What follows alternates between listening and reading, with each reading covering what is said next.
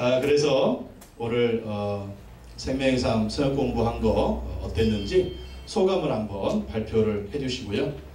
또 미궁 사모는 지난주에 가정교회 목회자 세미나 같이 갔다 왔는데 그 갔다 온 소감을 여러분에게 말씀을 드리고 발표를 하는 시간을 갖도록 하겠습니다. 먼저 권현미 지사님 말씀 좀 해주시죠.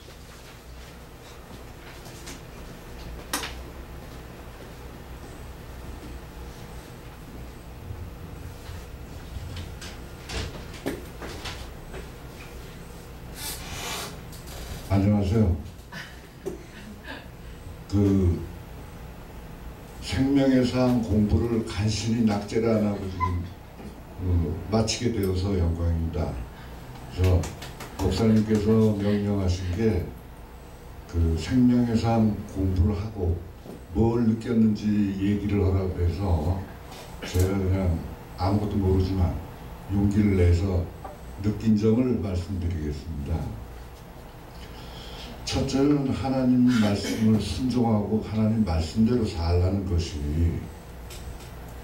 저는 성경 말씀이 무지하게 신성하고 범접하기 어렵고 힘들고, 저와 같은 죄인이, 구원은 받았지만 계속 죄 짓고 있는 저 같은 죄인이 그 말씀대로 산다는 게 굉장히 어려울 거라는 그런 선입감이 있었고, 또 그러한 부분에서 과연 내가 그렇게 살 수 있을까?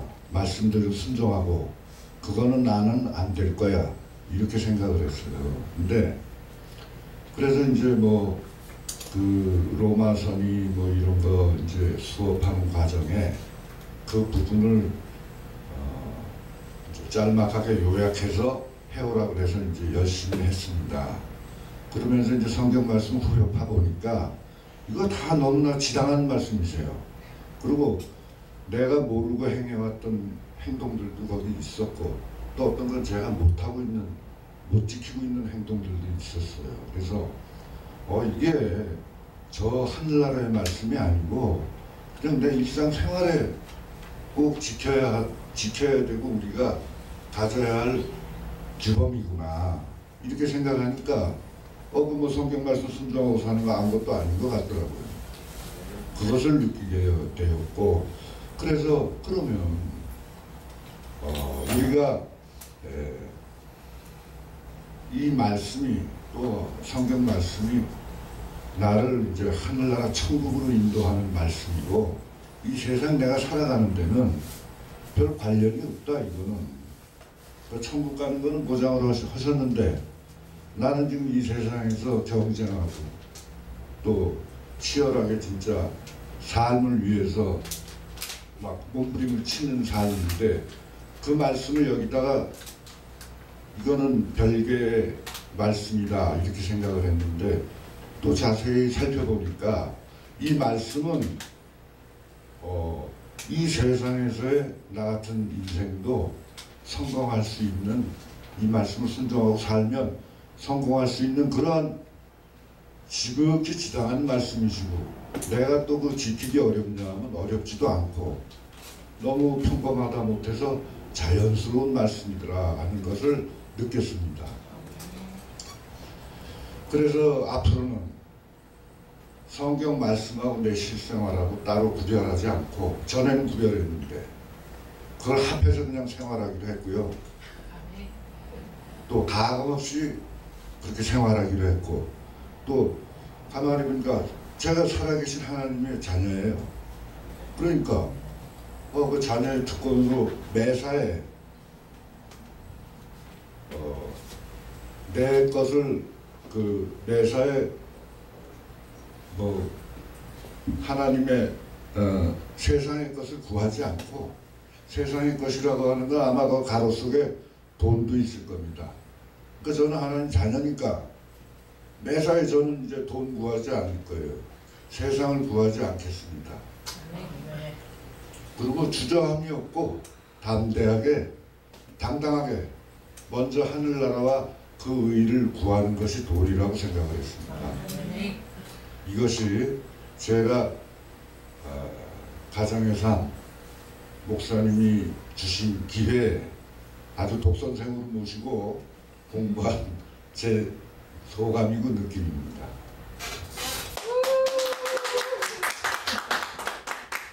다시 한번 격려의 박수 부탁드립니다. 예, 수고하셨습니다. 아주 공부를 아주 잘하시고 또 숙제를 한 번도 빠짐없이 해주셔서 아주 모범생으로 잘해주셔서 모범생이십니다.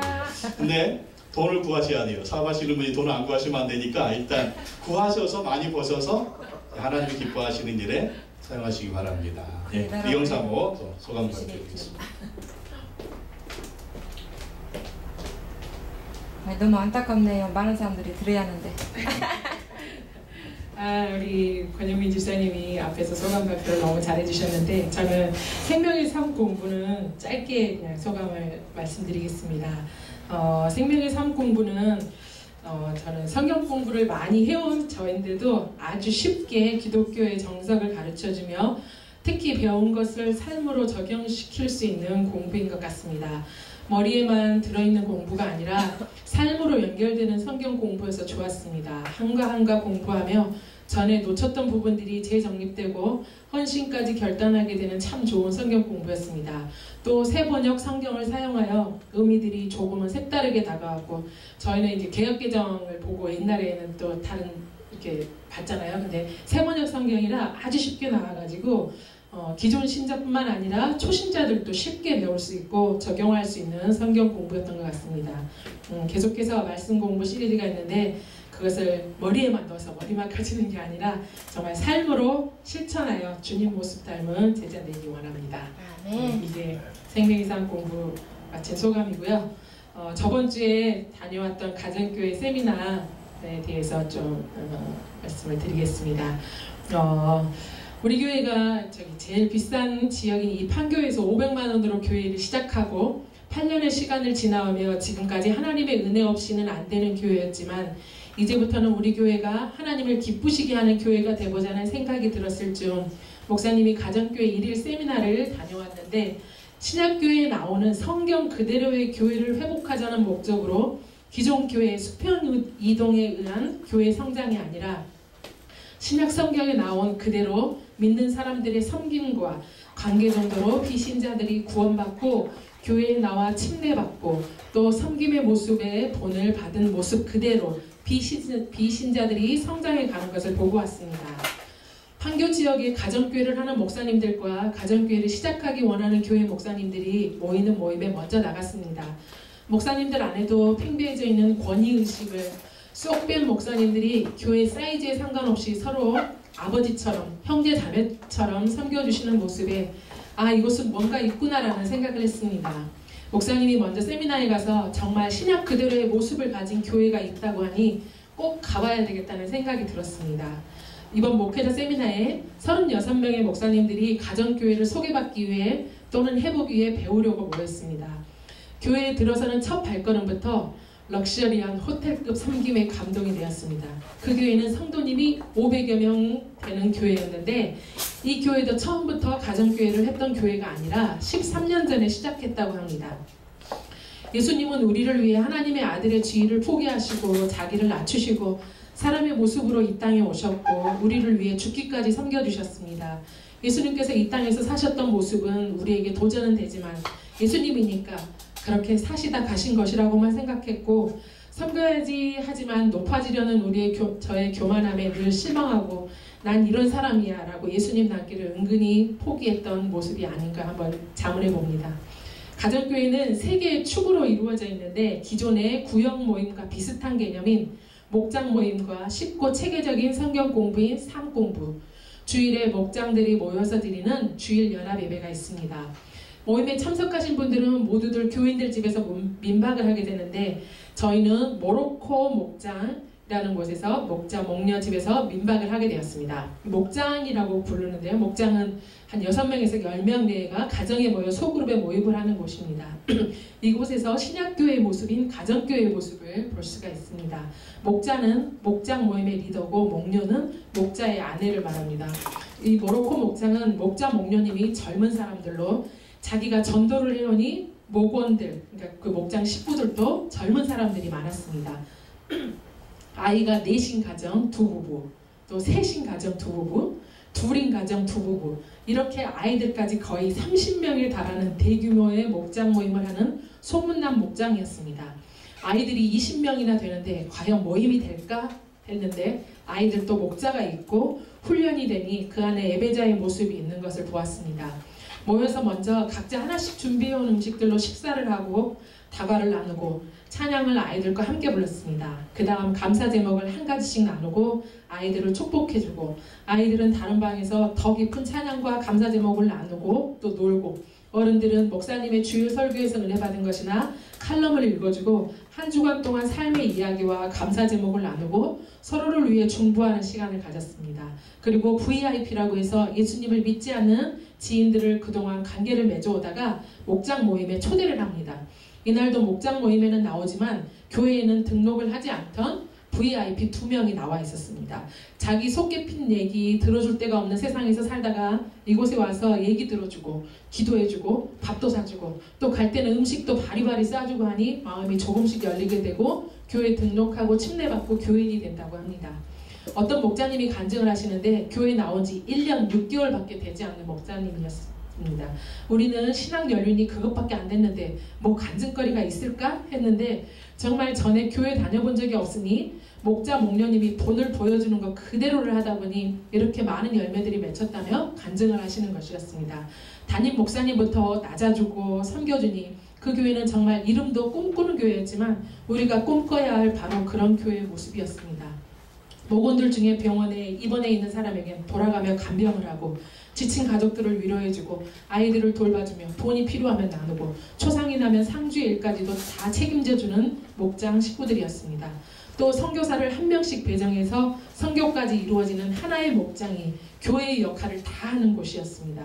목자 목녀들도 새벽 12시, 1시에 퇴근하는 직장이 있지만 거의 목회자의 수준의 봉사를 하는 그런 교회였습니다. 이 말을 들으시면 목사는 뭐하고 성도들에게 저런 것을 다 맡기냐고 물으시는 분이 계실 것 같은데 목자 목녀님의 간증을 들으면 하나님이 목사님들에게 내리는 축복 그대로를 본인들에게도 주신다는 것입니다.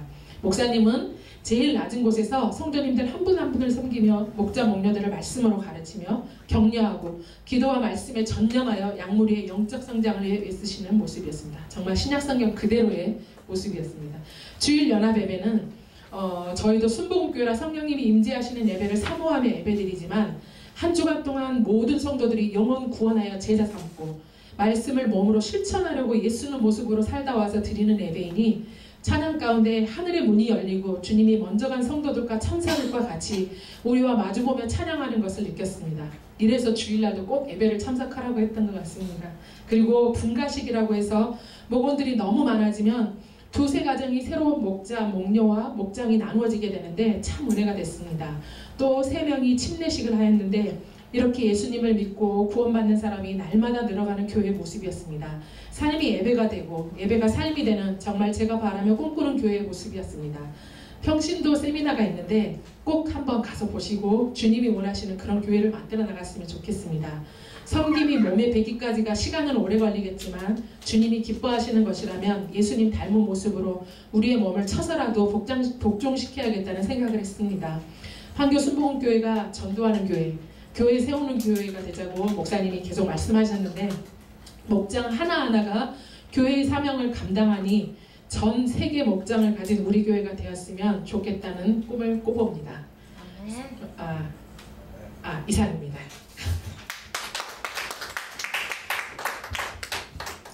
감사합니다.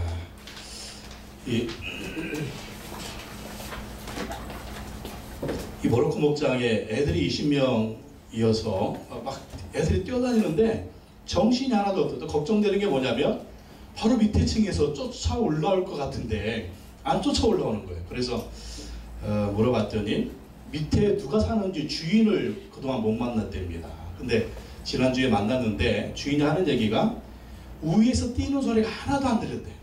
하나도 안 들리고 그저 아무 일이 없이 자기가 집에 하루 종일 있답니다. 그 아줌마가. 근데 뛰는 소리가 하나도 안 들렸다. 이렇게 보니까 정말 주님의 일을 하니까 하나님께서 영적인 층간소음제를 확 깔아주셔가지고 뛰는 소리가 안 나도록 그렇게 한 것을 간증을 또 들었습니다. 목회자 세미나 다녀왔는데 주변 교회에서 평신도 세미나들이 또 있습니다. 금요일날, 토요일날, 주일날 이 평신도 세미나가 있으니까 오늘 평신도 세미나 한번 참석을 하셔서 도대체 목사님이 무슨 얘기하고 있나, 이게 사실 설명으로는 안 돼요. 보고 배워야 돼요. 보고. 저는 주변에 판교에서도 하고 또 수지에서도 하고 그런 평신도 세미나 하는 교회들이 많으니까 여러분 가셔서 평신도 세미나 한번 참석해보고 영혼 구원에서 제자 삼는 교회, 주님이 우리에게 명령하신 거잖아요. 그러한 교회를 이루어갔으면 좋겠습니다. 오늘 은혜 받으실 말씀은 열왕기상 17장 1절에서 16절의 말씀 보시겠습니다. 여러분 성경책 다 갖다 보시고요. 열왕기상 17장 1절에서 16절 말씀 보시겠습니다.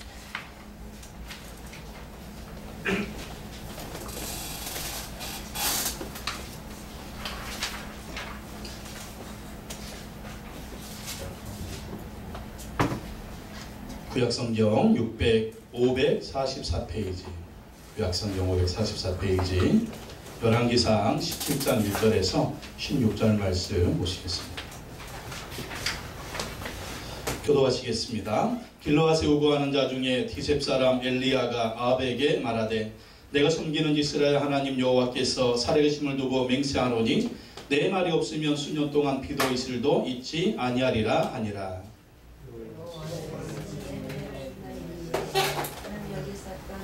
너는 여기서 떠나 동쪽으로 가서 요단 앞 그리 시내가에 숨고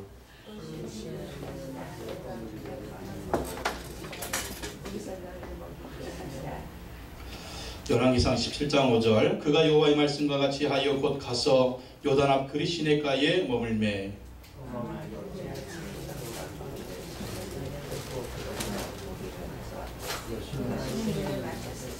땅에 비가 내리지 아니하므로 얼마 후에 그 시내가 마르니라. 너는 일어나 시돈에 속한 사르밧으로 가서 거기 머물라. 내가 그곳 과부에게 명령하여 내게 음식을 주게 하였느니라.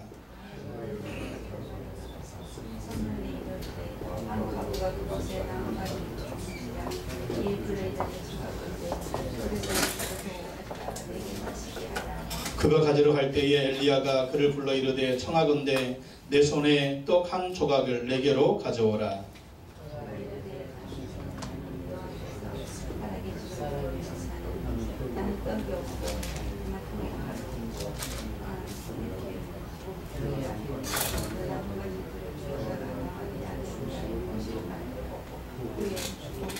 엘리야가 그에게 이르되 두려워하지 말고 가서 내 말대로 하려니와 먼저 그것으로 나를 위하여 작은 떡 한 개를 만들어 내게로 가져오고 그 후에 너와 내 아들을 위하여 만들라.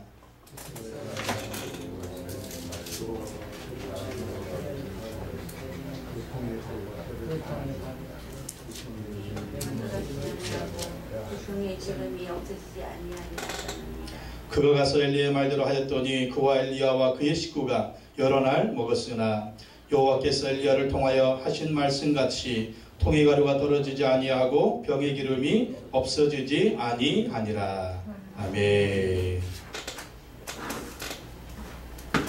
저는 오늘 열왕기상 17장 1절로 16절의 말씀으로 순종하는 자에게 기적을 베푸시는 하나님, 이와 같은 제목으로 말씀을 전하도록 하겠습니다. 지난주에 꿈꾸는 교회에서 가정교회 목회자 세미나에 참석했을 때 68세의 성열각 장로님이 목자로 헌신한 이야기를 들려주셨습니다. 13년 전에 양주 열린문교회 평신도 세미나에 교회 리더 10명의 부부가 참석을 했다고 합니다. 근데 한 목자의 간증을 듣고 모든 참석한 성도인들이 큰 은혜를 받았다고 합니다. 그분은 지하 단칸방에 사는데 그 집에서 목자로 목장 모임을 했습니다. 그런데 여러 사람이 지하 단칸방에 모여서 모임을 가지려고 하니까 너무나 좁았습니다. 그래서 집에 있던 장롱을 다 내다버렸대요. 장롱을 다 내다버리고 한쪽 구석에 옷가지와 이불을 쌓아놓고 목장 모임을 하게 되었답니다. 근데 나중에 사람들을 전도해서 목장 모임을 하는데 사람들이 너무 많아진 거예요. 그래서 하나님께 기도했답니다. 하나님, 방 2칸짜리 집을 주십시오.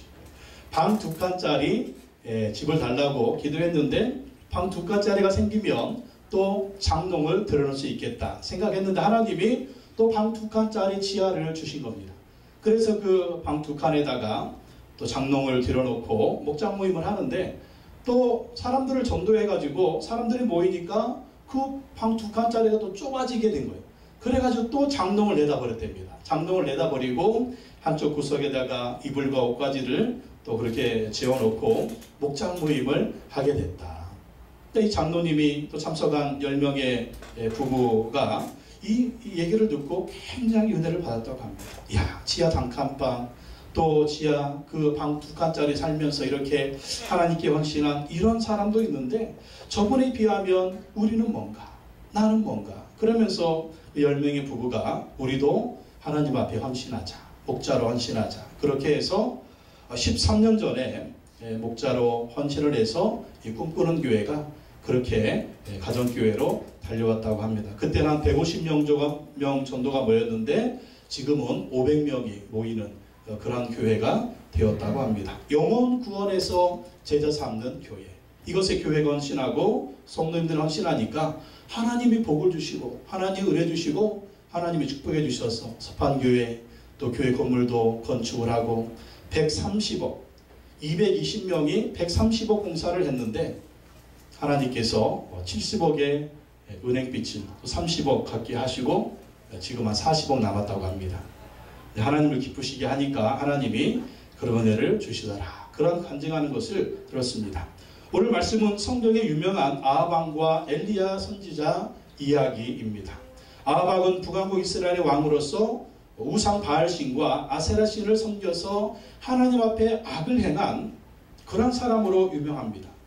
이 아합왕이 왜 그렇게 악한 우상을 섬겼느냐? 그 이유는 이세벨이라고 하는 이방 여인과 결혼했기 때문입니다. 이 이세벨이 이 아합왕과 결혼하면서 이 자기가 섬기던 우상 바알신과 아세라신을 가지고 온 겁니다. 그래서 북왕국 이스라엘 수도였던 사마리아에 바알신의 상당, 아세라신의 상당을 지어놓고 왕도 거기서 섬기게 하고 이스라엘 백성들도 섬기게 했습니다. 그래서 하나님 앞에 가장 악한 왕이라고 하는 그런 꼬리표를 달게 했습니다. 그래서 우리 처녀 총각들은 결혼을 잘해야 될 줄로 믿습니다. 믿음의 형제 자매와 결혼해야 돼요. 그리고 우리 자녀들도 믿는 형제와 자매와 결혼을 해서 믿음의 가문을 이룰 수 있도록 우리가 기도하고 또 격려하고 자녀들을 잘 도와주어야 할 것입니다. 그런데 이 가장 악한 아합왕의 시대에 엘리야라고 하는 유명한 선지자가 활동을 합니다.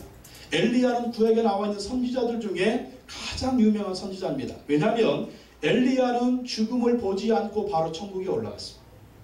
죽음을 보지 않고 바로 천국에 올라갔고 또 예수님이 변화산에서 변화되실 때 모세와 함께 나타난 사람이 엘리야 선지자입니다. 그래서 이 엘리야 선지자 하나님 앞에 귀하게 쓰임받았고 또 이 엘리야 선지자를 섬겼던 사렙다 과부의 이 이야기를 통해서 우리에게 주시는 교훈을 살펴보도록 하겠습니다. 첫 번째, 하나님은 가장 악한 왕의 시대에 가장 위대한 선지자를 세우신 것을 볼 수가 있습니다. 가장 악한 왕의 시대에 가장 위대한 선지자를 세우셨다. 1절 말씀 다 같이 한번 읽어보겠습니다. 1절 시작. 길르앗에 우거하는 자 중에 디셋 사람 엘리야가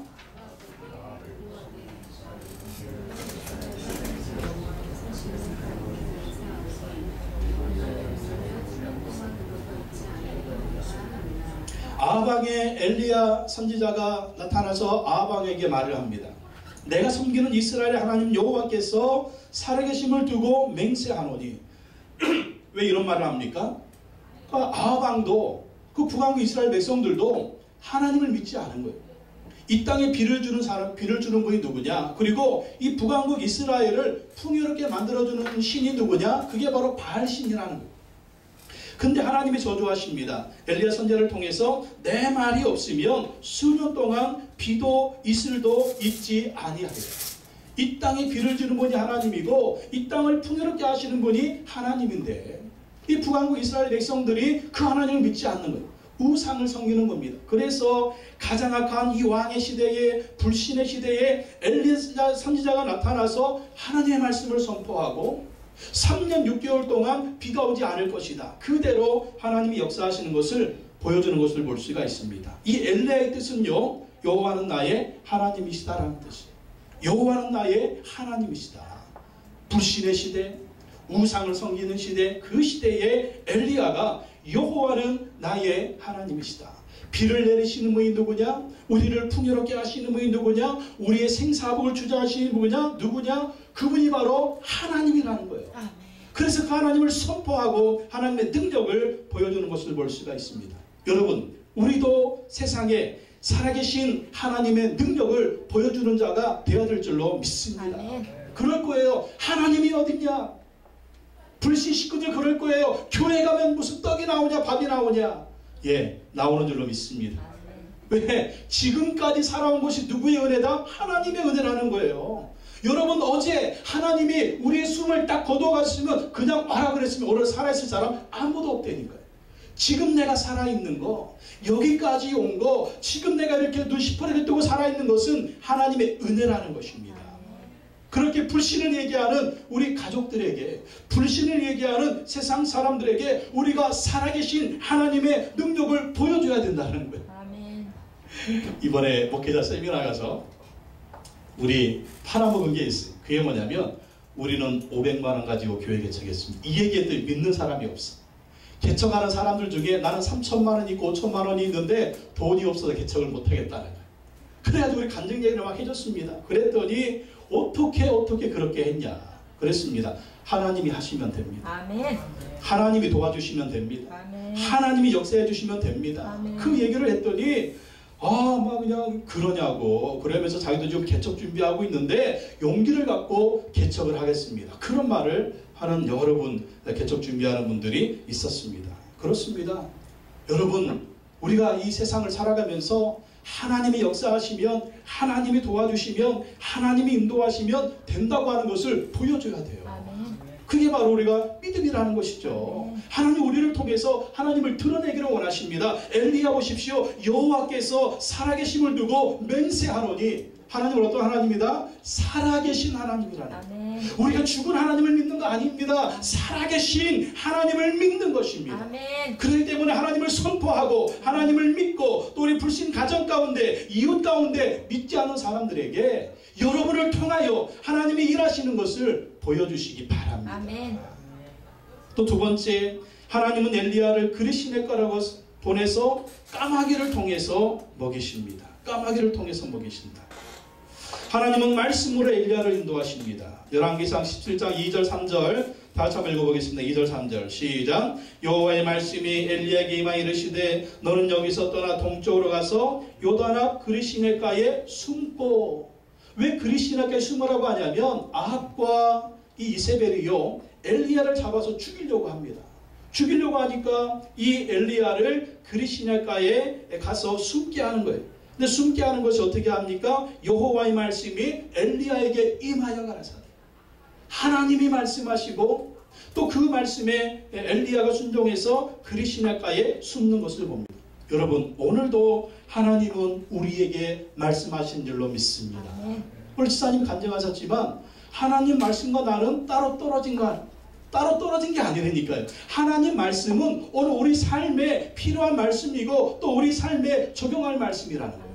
그 하나님 성경 말씀 우리가 읽고 또 그 말씀대로 순종하며 나아가면 그게 하나님의 음성이고 또 하나님 우리의 삶을 인도하시는 생명의 말씀이 된다라는 것입니다. 그래서 우리가 날마다 성경 읽고 그 말씀에 순종을 해야 돼요. 그러면 하나님께서 말씀으로 우리의 삶을 인도해 주신다라는 것입니다. 그래서 여러분, 인생이 막막할 때, 정말 삶이 막막할 때, 내일이 막막할 때 어떻게 해야 되느냐? 성경 읽으셔야 돼요. 그럼 성경 말씀을 통해서 하나님 우리가 말씀하시고 그 말씀으로 우리의 삶을 인도해 주신다라는 것입니다. 그리고 하나님은 초자연적인 역사로 일을 하십니다. 4절 말씀 보십시오. 4절 읽어보겠습니다. 시작. 그 시냇 물을 마시라. 내가 까마귀들에게 명령하여 거기서 너를 먹이게 하리라. 누구로 먹인다? 까마귀. 까마귀가 뭐예요? 깍깍깍. 여러분 듣기에도 재수 없죠. 근데 그 재수 없는 짐승을 통해서도 하나님 먹이신다. 이게 하나님의 초자연적인 역사. 여러분, 비를 멈추는 거 하나님의 초자연적인 역사입니다. 근데 하나님이 까마귀를 명령해서 엘리야를 먹이는 거 하나님의 초자연적인 역사예요. 그래서 하나님의 일하시는 것은요, 우리의 상상을 초월합니다. 하나님이 일하시는 것은요, 우리의 상식을 초월합니다. 하나님이 일하시는 것은요, 우리의 이론을 초월합니다. 그래서 우리는 그러잖아요. 이렇게 돼야 돼. 이렇게 돼야 돼. 그리고 그렇게 안 되면 우리 막 실망하잖아요. 하나님 왜 이렇게 안 해주세요? 하나님 왜 이렇게 안... 그건 우리 생각이라니까요. 하나님의 역사는요, 초자연적인 역사가 있습니다. 그러니까 우리가 할 것은 뭐냐면 그 하나님을 믿고 순종하는 거예요. 그 하나님 말씀 믿고 순종하면 하나님이 어떻게 역사하실지 모른다니까요. 그래서 우리는 우리의 계산으로 사는 게 아니에요. 여러분, 우리의 이론으로 사는 게 아니에요. 때로는 우리의 정말 배운 대로 지식대로 사는 게 아닙니다. 우리는 믿음으로 살아야 돼요. 하나님 말씀을 믿고 하나님을 믿고 하나님이 역사하실 것을 믿고 믿음으로 사는 것이 그게 믿음이라는 거예요. 그러면 하나님은 까마귀라도 명령해서 너 저 사람에게 필요한 것이 있으니까 떡을 갖다 주고 고기를 갖다 줘라. 이게 사람 생각으로 되는 것입니까? 안 되잖아요. 근데 하나님은 얼마든지 하실 수가 있습니다. 그래서 여러분, 우리의 생각으로 하나님의 일하심을 제한하면 안 돼요. 절대 제한하면 안 됩니다. 내가 못하니까 하나님도 못할 거야. 내가 불가능하니까 하나님도 불가능하게, 전혀 이런 생각하지 마세요. 하나님은 얼마든지 하실 수가 있습니다. 하나님이 약속하셨습니다. 하나님이 명령하셨습니다. 이러한 하나님의 약속과 하나님이 그 예비하신 축복을 경험하려면 어떻게 해야 돼요? 하나님의 말씀에 순종해야 됩니다.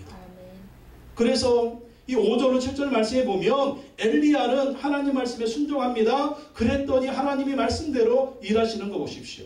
5절에서 7절 읽어보겠습니다. 시작. 그가 여호와의 말씀과 같이 하여 곧 가서 요단 앞 그리 시냇가에 머물매 까마귀들이 아침에도 떡과 고기를 저녁에도 떡과 고기를 가져왔고 그가 시냇물을 마셨으나 땅에 비가 내리지 아니하므로 얼마 후에 그 시내가 마르니라. 보십시오. 그가 여호와의 말씀과 같이 하여. 여러분, 뭐가 먼저예요? 하나님 말씀에 순종하는 게 먼저입니다. 우리 그런 얘기를 많이 해요. 하나님이 이렇게 해주면 순종할게요. 내 통장에 한 1,000만 원 넣어주시면 순종할게요. 내 통장에 한 1억 넣어주시면 순종할게요. 하나님 내 사업이 좀 잘되게 하시면 순종할게요. 그게 우선순위가 아니라니까요. 하나님 앞에서 축복을 받는 우선순위는 뭐냐? 믿어지지 않더라도 믿고 순종하는 거예요. 이해되지 않더라도 믿고 순종하는 거예요. 정말 보이지는 않지만 하나님 말씀 믿고 순종하면 하나님의 역사가 일어난다니까요. 하나님의 놀라운 일이 일어나는 거예요. 보십시오. 그가 여호와의 말씀과 같이 하여 곧 갔습니다. 요단의 그리 시냇가에 갔습니다. 보이는 건 물밖에 없어요. 떡과 고기 없어요. 먹을 것이 없어요. 개미 새끼 한 마리 없어요. 근데 때가 되니까 까마귀 몇 마리 보십시오. 까마귀 한 마리 날아왔으면 시험 들었을 거야. 왜? 먹는 고기가 적어가지고. 이거 먹고 어떻게. 근데 보십시오. 까마귀들이. 하나님 뭐라고 말씀하셨습니까? 내가 까마귀들에게 명령하여. 그 말씀대로 이루어지잖아요. 까마귀들이 아침에도 떡과 고기를, 저녁에도 떡과 고기를 가져왔고. 하나님 말씀대로 역사하십니다. 우리가 눈에 보이지 않더라도 하나님 말씀 믿고 순종하면 하나님 그 말씀대로 역사하시는 거예요. 떡과 고기 먹고 물은 시냇물을 마셨습니다. 왜? 이제 비가 내리지 않으니까. 그리고 땅에 비가 내리지 아니하므로 하나님 말씀대로 비가 내리지 않는 것을 봅니다. 여러분, 우리가 신앙생활하면서 조심할 게 있습니다. 먹고 살기 위해서 하나님 말씀에 불순종하지 마십시오. 내가 하나님 말씀에 순종했다가는 내가 도대체 뭐 굶어 죽기 딱 좋겠다. 11조? 이거 11조 냈다가는 내가 굶어 죽기 딱 좋겠다. 여러분, 그게 아니라는 거예요. 하나님 말씀에 순종하면 하나님이 먹고 살 것을 책임져 주십니다. 믿으세요. 아멘. 먹고 살기 위해서 하나님 말씀에 불순종하지 마십시오. 여러분, 하나님 말씀에 순종하면 하나님이 먹고 살 것을 책임져 주시는 것을 믿으시기 바랍니다. 보십시오. 엘리야가 순종했더니 하나님이 까마귀들을 보내서 떡과 고기를 가져다 주는 거 보십시오. 여러분, 순종이 먼저입니다. 순종이 먼저입니다. 순종이 먼저입니다. 하나님 복을 받고 싶습니까? 하나님 은혜를 받고 싶습니까? 그러면 하나님 말씀에 먼저 순종하십시오. 그러면 하나님이 역사해 주신다라는 것입니다. 자, 그런데 순종했어요. 근데 뭐가 말랐어? 시냇물이 말라버렸네. 시냇물이 말라버렸어요. 물이 말랐어요. 하나님이 가라고 해서 왔는데 왜 물이 말라? 나 여기서 물 없으면 어떡하라고? 죽으라고? 근데 보십시오. 하나님은 또 다른 계획이 있습니다. 8절로 10절에 보면 하나님은 엘리야를 사르밧 과부에게 보내서 먹고 살게 하십니다. 또 여기에 보면 하나님은 상식을 초월하여 말씀으로 우리를 인도하시는 걸 볼 수가 있습니다. 여러분, 8절과 9절 말씀 한번 읽어볼까요? 8절 시작. 여호와의 말씀이 엘리야에게 임하여 이르시되 9절 너는 일어나 시돈에 속한 사르밧으로 가서 거기 머물라. 내가 그곳 과부에게 명령하여 내게 음식을 주게 하였느니라. 또 하나님 말씀하시죠. 여호와의 말씀이 엘리야에게 임하여 이르시되. 여러분, 하나님은요 우리에게 항상 말씀하십니다. 또 말씀하시고 그 말씀으로 우리를 인도하신다니까요. 근데 하나님의 말씀은 우리의 상식을 초월하세요. 뭡니까? 너는 일어나 시돈에 속한 사르밧으로 가라. 이 시돈 땅은 어떤 땅이냐면요, 그 악한 왕비 이세벨의 고향이에요. 그리고 바알 숭배의 중심지입니다. 지금 이 선지자 누굽니까? 이스라엘 사람이거든요. 이 이방 땅에 가느냐? 갈 수가 없어요. 이방 땅인데. 근데 그 우상 숭배의 중심지 갈 수가 있습니까? 선지자가 갈 수가 없고, 근데 하나님이 가라고 하는 거예요. 그리고 또 황당한 건 내가 그곳 과부에게 명령해서 내게 음식을 주게 했다. 이것도 황당한 말이에요. 왜냐하면 그 당시 과부들은요 먹고 살기가 굉장히 어려웠어요.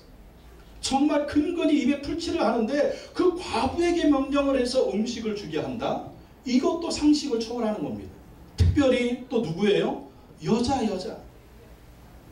이 정말 이방 여인하고 이 상종하지 않는 것이 그 당시 또 문화인데 정말 상식으로 이해되지 않는 그 명령을 하나님이 이 엘리야에게 하는 것입니다. 여러분, 때로는 우리 앞에 시냇물이 마르는 것 같은 어려움을 만날 때가 있습니다. 왜 이렇게 돈줄이 마르지? 왜 이렇게 사업줄이 마르지? 왜 이렇게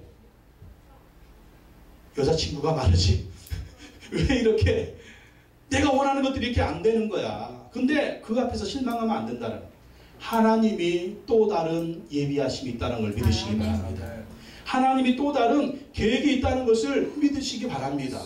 그 앞에서 많은 시냇물을 보고 여러분 한탄하지 말고 좌절하지 말고 또 하나님이 나에게 어떻게 말씀하시는지 또 하나님이 나에게 어떻게 인도하시는지 그것을 귀를 기울이고 그 하나님의 인도하심에 순종하라는 거예요. 그러니까 우리 상식대로 나는 여기서 먹고 살아야 되겠습니다. 그게 시냇가만 고집하면 안 된다는 거예요. 하나님이 열어주시는 또 다른 길이 있습니다. 하나님이 열어주시는 또 다른 문이 있습니다. 하나님이 열어주시는 문, 하나님이 열어주시는 길, 그것이 무엇인가를 봐야 돼요. 이게 지혜로운 믿음의 사람이다 라는 것입니다.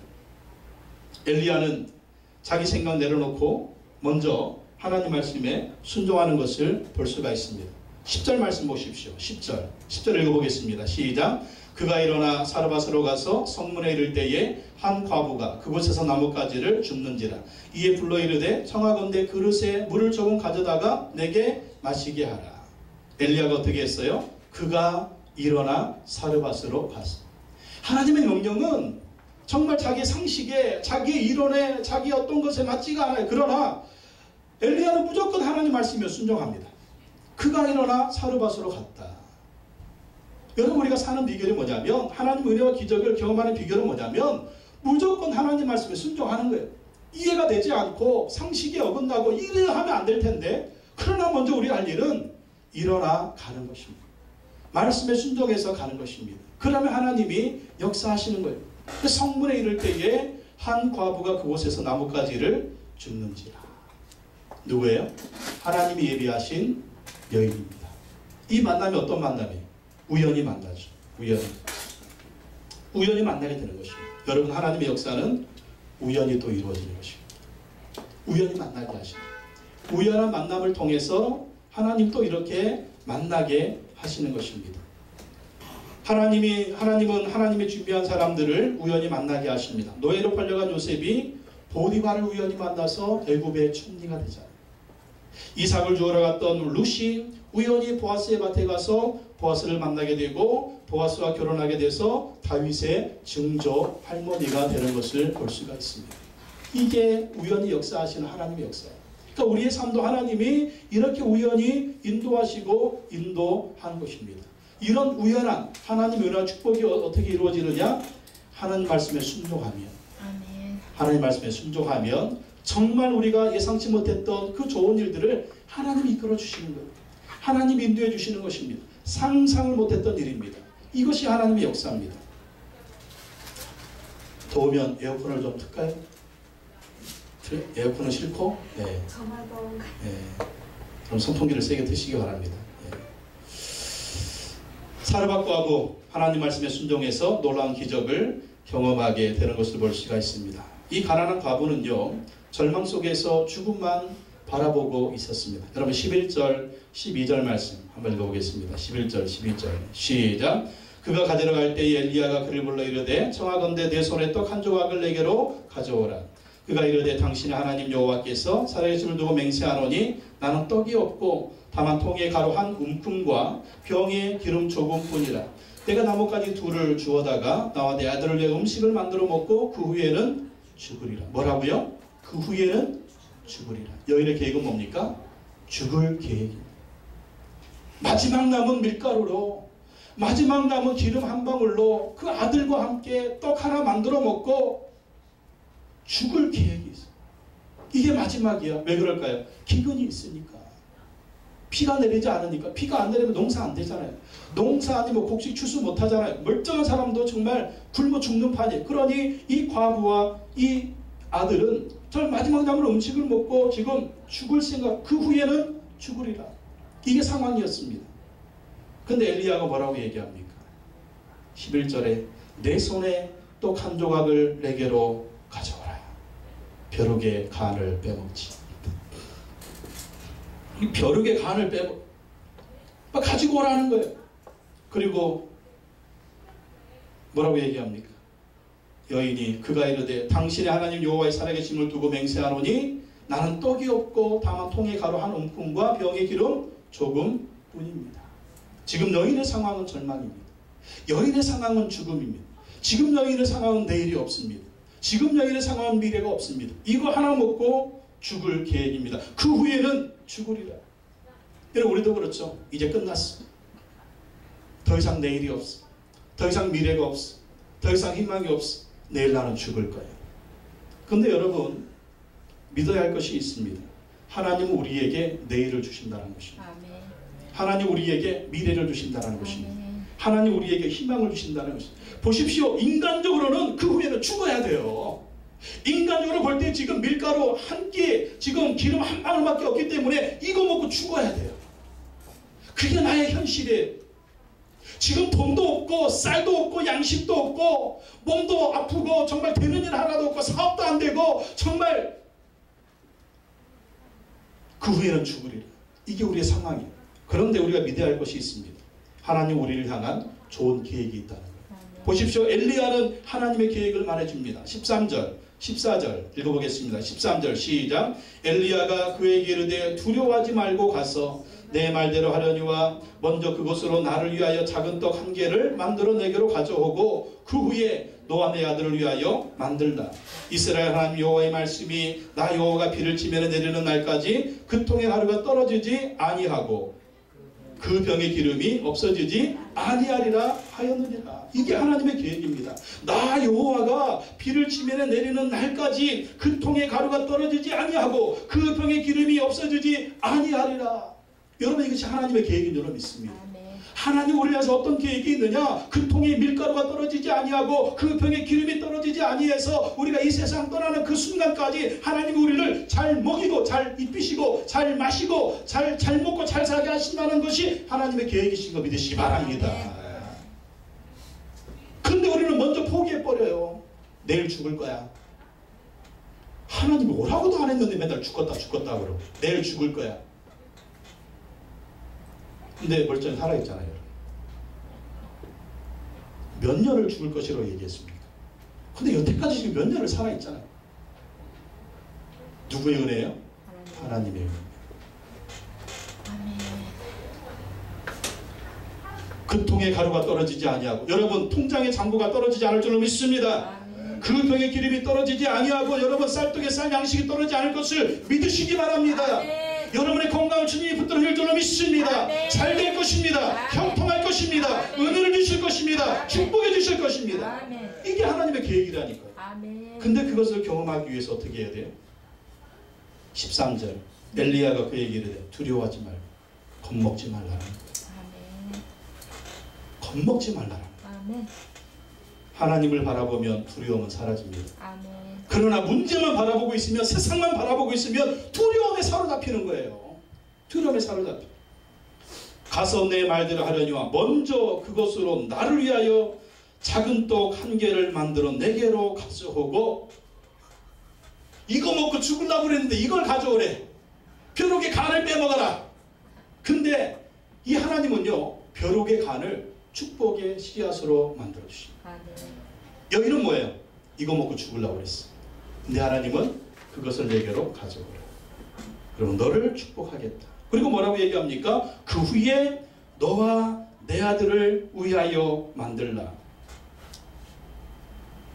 여러분, 이게 말이 됩니까?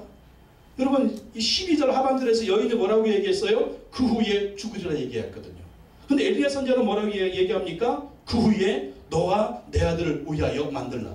여인에게는 그 후가 있습니까? 없습니까? 없어요. 근데 하나님 뭐라고 말씀하세요? 그 후에는 너와 내 아들을 위하여 만들라. 하나님 뭐라고 말해요? 그 후가 있을 것이다. 그 후에 살 것이다. 계속 먹고 살 것이다. 이게 하나님의 계획이었다라는 것입니다. 우리가 이렇게 그 후를 주시는 하나님, 내일을 주시는 하나님, 미래를 주시는 하나님, 풍성한 축복을 주시는 하나님의 은혜를 우리가 경험하려면 내게 있는 벼룩의 간이 있잖아요. 그걸 하나님께 드리십시오.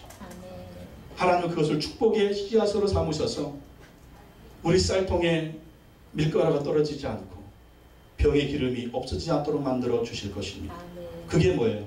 여러분, 정말 벼룩의 간과 같은 거, 이거 바치면 나는 정말 끝나는 것 같아.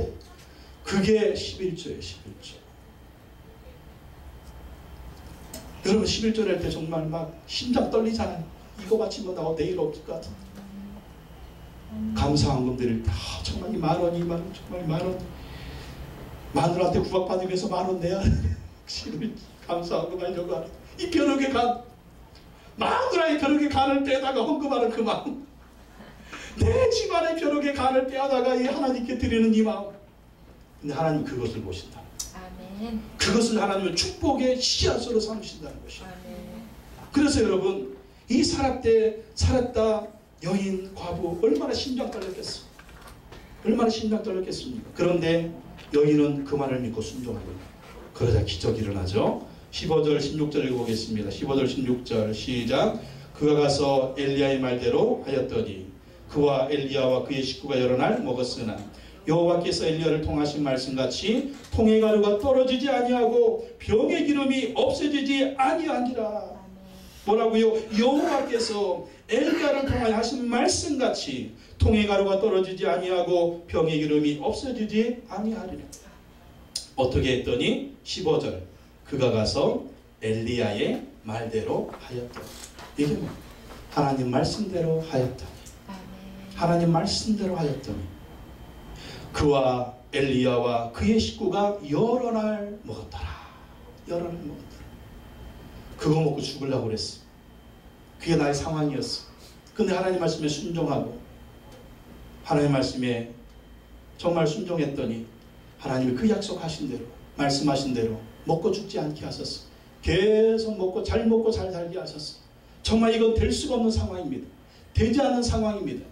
아니 정말 어떤 사람의 상황으로도 이렇게 될 수가 없어.